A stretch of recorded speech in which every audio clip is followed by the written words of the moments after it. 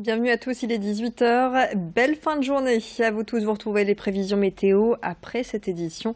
Après l'actualité, près de chez vous. Tout d'abord, cette semaine à l'Assemblée nationale, le vote du budget va clore 6 mois de travail.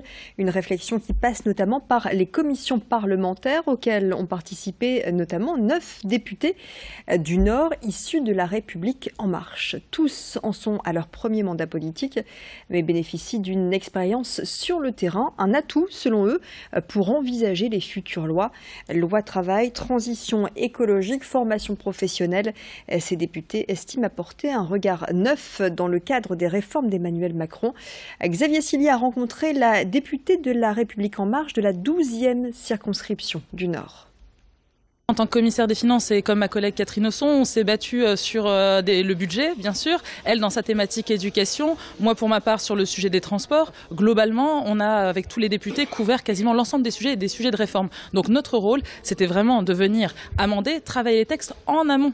En termes de nombre, avec la densité de population du Nord, on est quand même 21 circonscriptions. 9 députés en marche. C'est important. Vous savez en plus qu'on est 9 députés à temps plein sur nos activités parlementaires. Donc on est pleinement mobilisés. Les travaux ont débuté en avril 2016 et devraient s'achever courant 2018. Le centre de la mer Nausicaa à Boulogne-sur-Mer fait l'objet d'un chantier titanesque qui va permettre de multiplier par 4 les volumes d'eau et de doubler la superficie du centre. Et voici déjà les avancées puisque le nouveau bassin de 22 000 mètres cubes est opérationnel. Dès demain, il accueillera les premiers pensionnaires, soit 22 000 poissons et notamment des requins marteaux. Pour le grand public, il faudra donc patienter encore quelques mois avant de les découvrir. Nausicaa se veut le plus grand aquarium d'Europe et le 4e plus grand bassin du monde. Explication du directeur des lieux au micro de Louis Caillé. C'est un enjeu important pour nous puisque on va mettre 22 000 poissons dans ce grand bassin. Donc c'est considérable et ce sont majoritairement des poissons qui sont nés en aquaculture. Donc on y travaille depuis maintenant plus d'1 an puisque on a demandé aux éleveurs un peu partout dans le monde de mettre en élevage les poissons qui vont arriver ici. Donc on a dû bien sûr anticiper les choses et ils vont arriver dans les semaines qui viennent. Découvrons à présent une expérience cinéma plus vraie que nature. Direction le cinéma Gaumont à Valenciennes qui vient d'investir 1 million d'euros dans une salle équipée de la technologie 4DX. Ici, les fauteuils bougent au rythme des images du dernier Star Wars, sans oublier des petits jets d'eau et de fumée ou encore des odeurs diffusées dans la salle. C'est plus qu'une simple 3D. Cette technologie commence petit à petit à faire son apparition dans les grands complexes. Pour l'heure, à Valenciennes, cette salle 4DX est la seule au nord de Paris. Du coup, les visiteurs viennent de loin. Vincent Vieillard et Xavier Silly les ont rencontrés. On a le vent, on a la pluie, on est dans l'ambiance, on est vraiment dans l'ambiance. C'est pas mal, mais c'est pas encore tout à fait au point, quoi. Mais il faut quand même le temps que vous sortez de reprendre votre balance. Pour une première fois, c'est assez impressionnant. Je veux dire, on est vraiment plongé dans le film. J'ai l'impression de me retrouver à Star Tours à Disneyland, vraiment pour l'épisode de Star Wars. Là, j'ai l'impression d'être à Star Tours, vraiment. C'est comme le 3D, quoi. Il faut le temps que ça s'ajuste. Hein. Dans le même genre, je pense le film d'action, voiture, etc. Ça peut être bien. Après, je pense tout ce qui est émotion, je pense pas que ça soit utile. Côté prix, comptez un supplément de 5 € par rapport à une séance classique. Pour Star Wars avec les lunettes 3D, ça revient à 18 € tout de même la place. Un tarif conséquent, mais une technologie unique pour attirer toujours plus de visiteurs, estime le directeur du Gaumont à Valenciennes.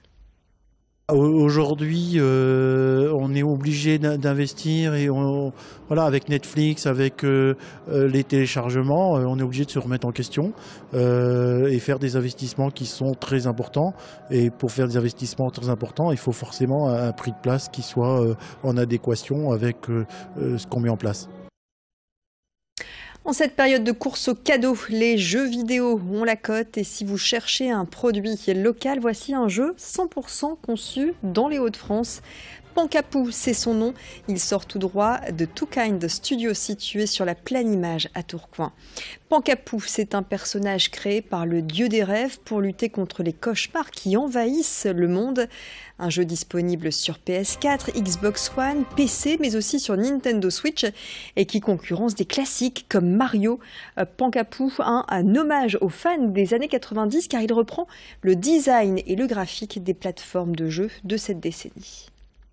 Les joueurs Nintendo sont clairement très réceptifs à ce jeu pour la simple et bonne raison qu'en fait le public Nintendo, c'est un public qui vient pour la plupart des années 90, des années 80, qui a grandi avec les NES, les Super Nintendo, les Nintendo 64, et finalement c'est le public qu'on souhaite viser avec ce jeu puisque nous, Pancapou, on l'a vraiment conçu comme un hommage aux jeux des années 90, aux anciens Mario, aux anciens Sonic, même un petit peu de Zelda finalement, et donc notre cible se retrouve complètement dans Nintendo et notamment dans la Nintendo Switch.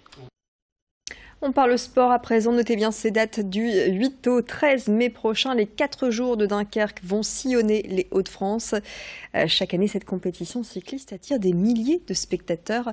Au total, 6 jours de course à partir de la cité de Jean Bart en passant par Labassé, Fort-Mahon, Eck, le Mont-Saint-Éloi, Coulogne, sans oublier les Monts des Flandres à Cassel. En 2018, le choix a été fait d'élargir davantage le périmètre. Hormis l'Oise, les 4 jours de Dunkerque passeront par tous les départements des Hauts-de-France. Et puis pour cette nouvelle édition, l'accent a été mis sur l'ascension des monts. Explication complémentaire au micro de Vincent Vieillard. Lorsqu'on fait le parcours, on tient compte de plusieurs critères, on tient compte du territoire, on tient compte du côté sportif. Et dans ce côté sportif, eh bien, il faut pas 180 km de plat, il faut qu'on aille chercher. Et on a une super belle région. Donc si on va chercher, que ce soit dans le Boulonnais, que ce soit du côté de Fruges, ou même le Domarois, on peut trouver. C'est une recherche, mais tous les ans, c'est ça notre nouveauté, notre édition inédite. Alors, rendez-vous donc du 8 au 13 mai pour ces 4 jours de Dunkerque et pour savoir qui succédera au vainqueur 2017, Clément Venturini. Fin de cette édition, 18h passées de 7 minutes. À 18h15, prochain flash en compagnie du Père Noël de Leuzen pour sa descente que l'on va suivre ensemble en direct. Descente du clocher à Leuzen du Père Noël à quelques jours des fêtes.